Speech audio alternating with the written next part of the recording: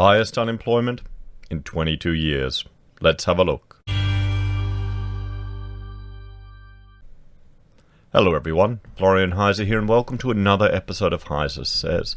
Got my morning coffee and I thought we'd have a look at the, latest unemployment data that's been released from the Australian Bureau of Statistics. It's the highest we've had in 22 years, everyone. I'll bring up this chart here just showing us the unemployment rate. You can see here, shooting up. I don't imagine this is a surprise to anyone. Yeah, the economy isn't exactly doing well. We are in the beginning of a recession. We're in the beginning of a recession. Now, before we go through the data from the ABS, let's jump over here to Roy Morgan data. And they have their own methodology of measuring unemployment, and it's good to compare and contrast the two.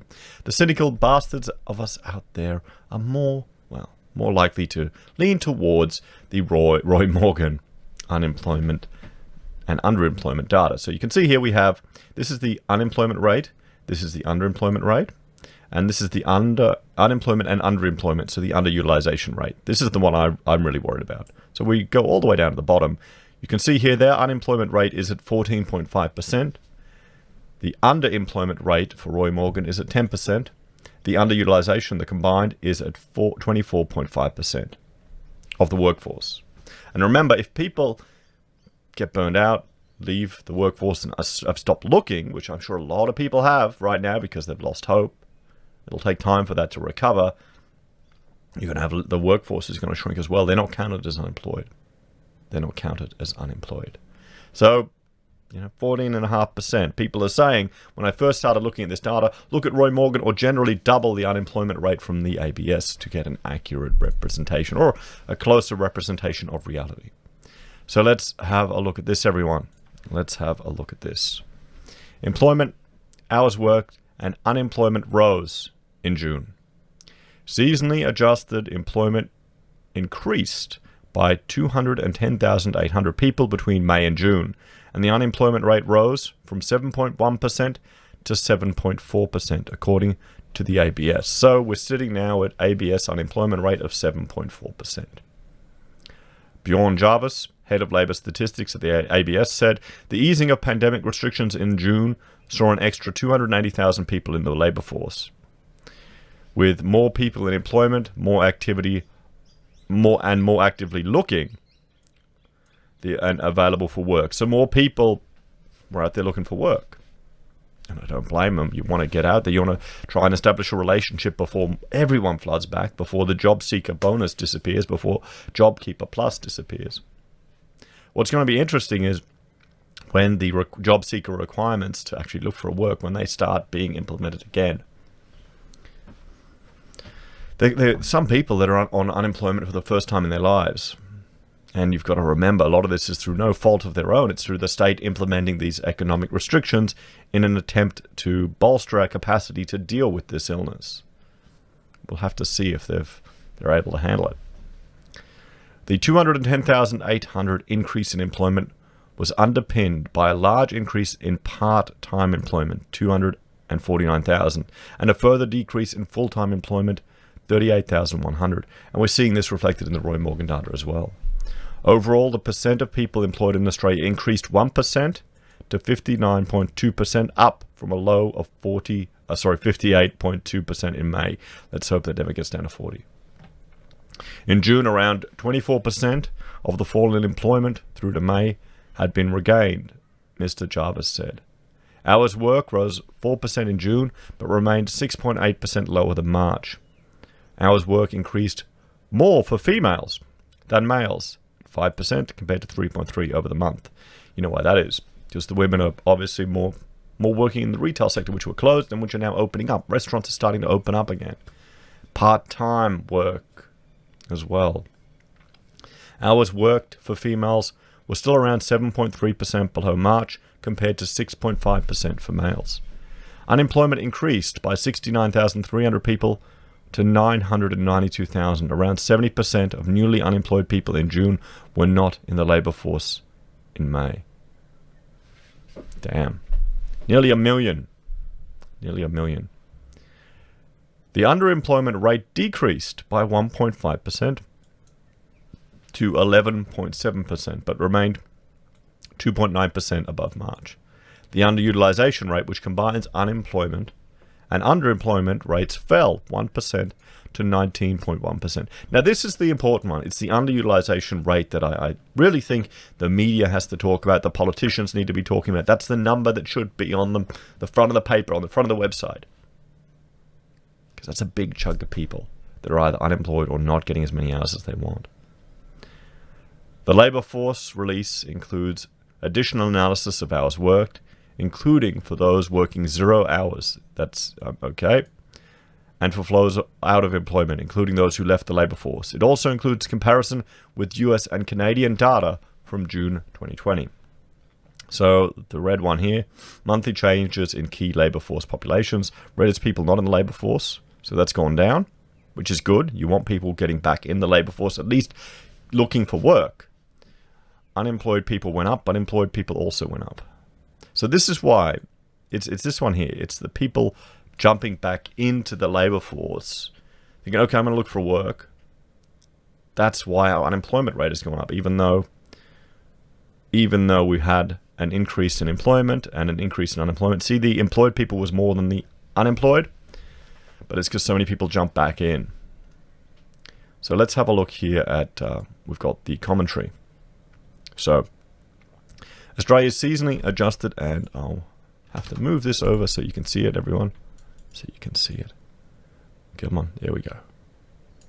Australia's seasonally adjusted estimates of employment increased by 210 in June, with the number of unemployed people increasing by 69,000, the unemployment rate increasing by 0.4% to 7.4, underemployment decreasing by 1.4 points to 11.7, the underutilization rate decreasing, which is good, this is good news, by 1 point to 19.1, the participation rate increasing by 1.3 points to 64%, and the employment to population ratio increasing by 1 point to 59.2.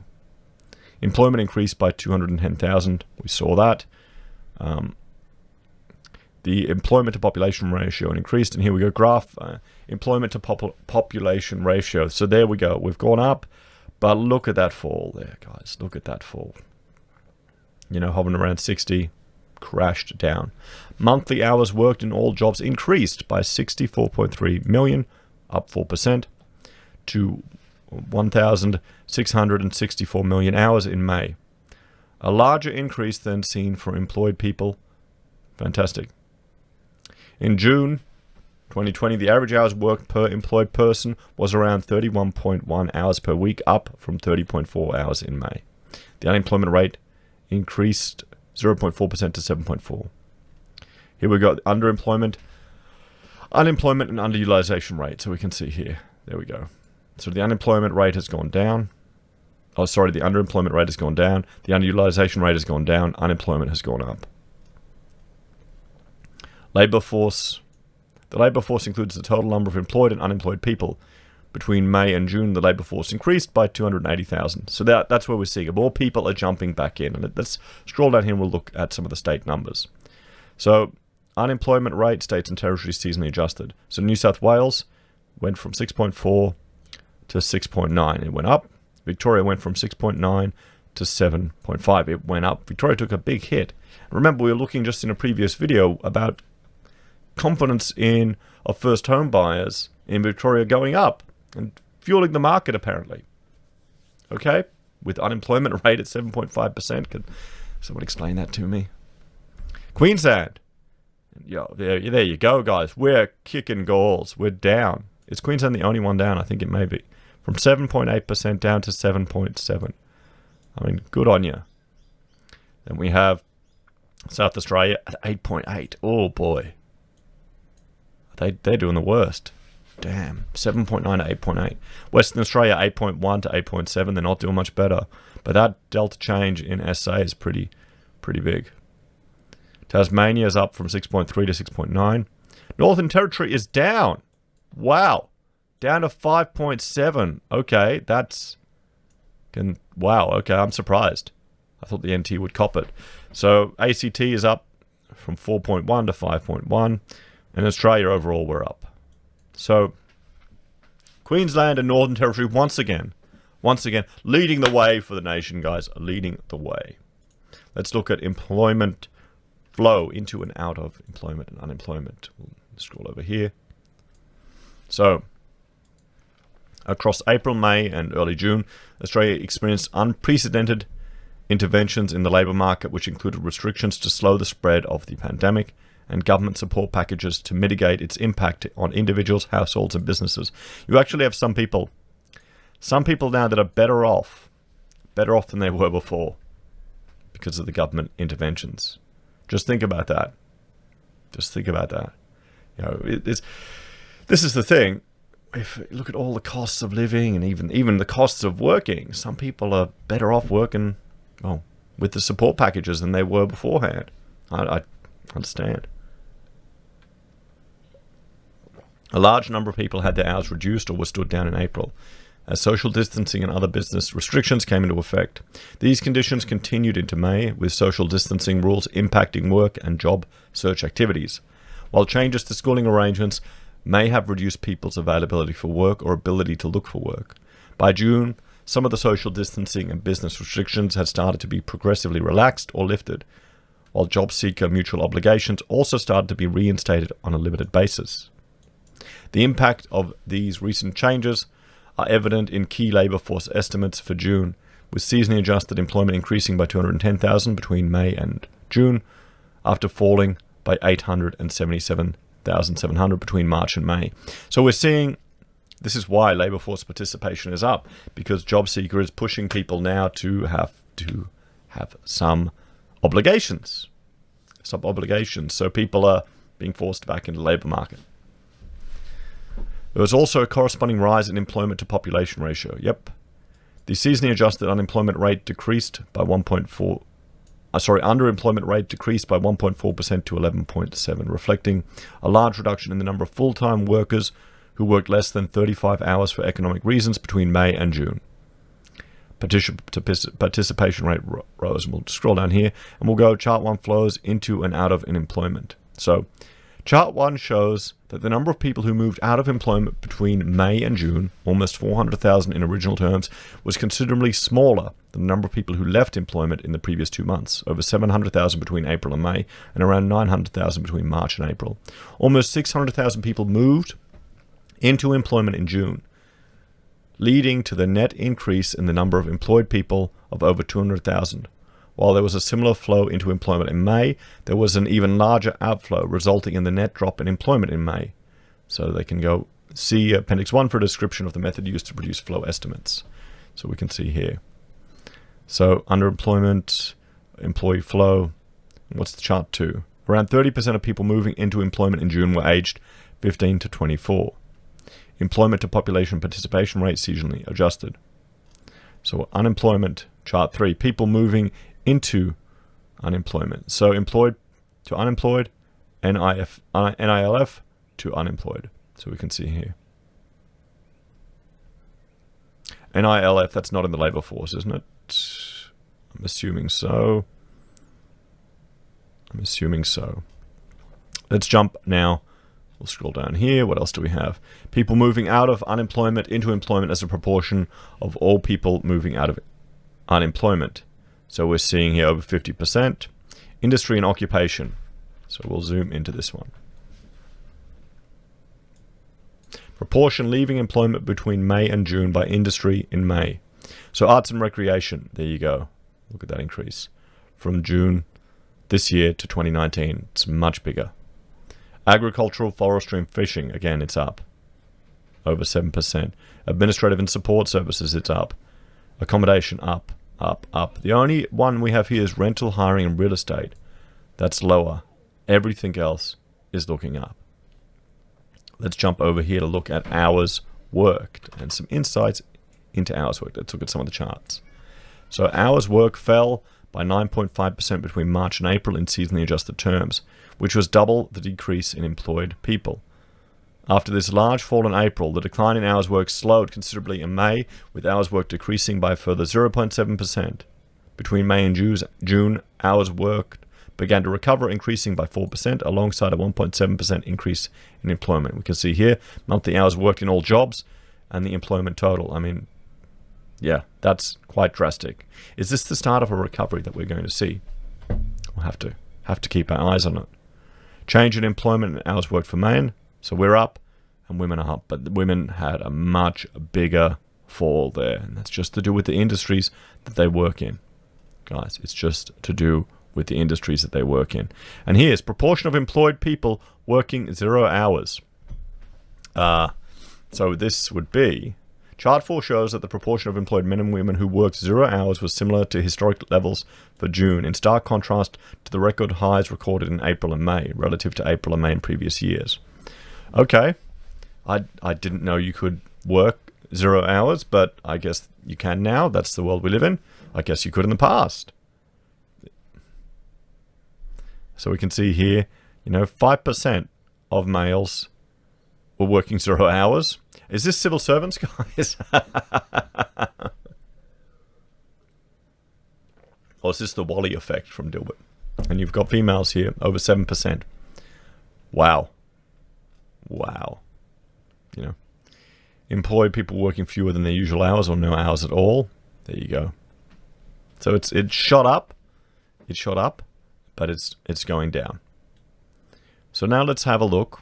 I'll link to this if you can all go through it. We'll look at the international perspective just to get a bit of an understanding, some comparisons between Australia and the US and Canada, because they did some interesting tricks with their unemployment data recently, didn't they?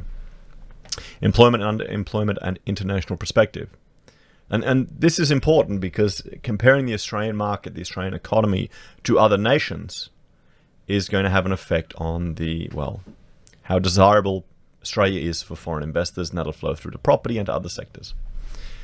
The various social and economic and labour market restrictions to slow the spread of the pandemic and government support packages to mitigate the impact have differed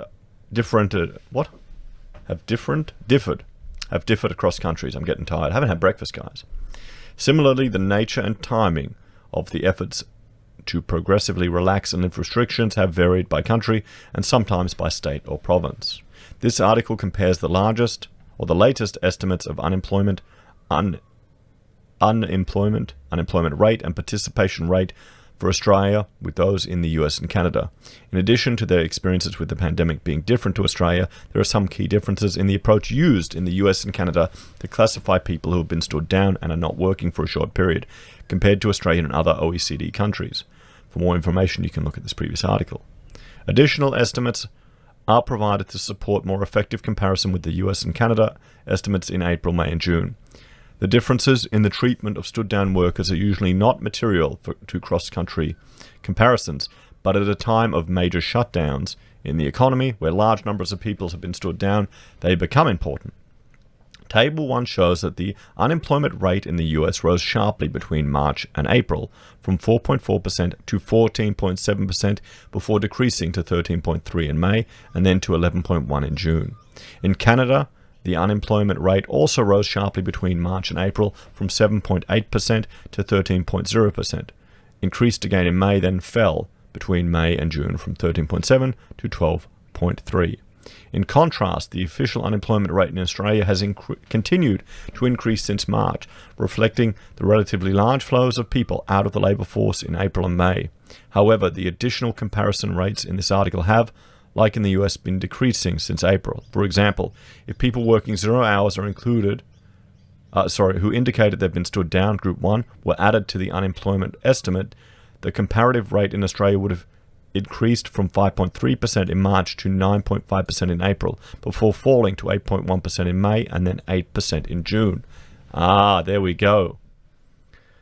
Changes to the official participation rate were more consistent over the period, although the US and Canada both reported their lowest estimate in April compared to May for Australia. So here we have the differences in comparison. This Australian unemployment rate, what were we? Okay, we'll go participation rate for each of us. We're 65, 9, 63, 5, 62, and that's March to June chain, Australia, we're down. Canada is up, and the US is down. The unemployment March to June change, Australian unemployment rate plus Group 1 as a percentage of labour force, 2.7. Australia unemployment rate plus Group 2 as a percentage of the labour force, 3.5. Where Canada and the US are 4.5 and 6.7. So still, if we just look at these numbers, even combining in the stood down people, we're doing better than Canada and the US, which, well, I can't see surprising if you follow just the numbers over there. It's crazy. US 10.6 million unemployed people, which includes temporary layoffs. Canada 905,000, where we're looking at 424. I mean, their populations are much larger, but look at that climb. I mean, you get some good headlines. So we'll have to see, everyone. We will have to see. What do you think this all bodes for Australia? Remember, we're just the beginnings of this recession. We've got our, unemployment creeping up. Unemployment creeping up. We've got mortgage holidays. We've got government interventions. We've got them seeming to throw everything they can to get housing going again. As always, please let me know your thoughts and opinions in the comments below. Please like, share, and subscribe to the channel. If you're a fan and want to support us, there are a few ways you can. You can join the channel on YouTube or Patreon. You can support us using our affiliate links at Amazon, eBay, Independent Reserve, or Kucoin. You can buy our merch from HeiseSays. You can use Gold Pass from the Perth Mint, or support us via PayPal. Thanks, everyone. I'll see you next time.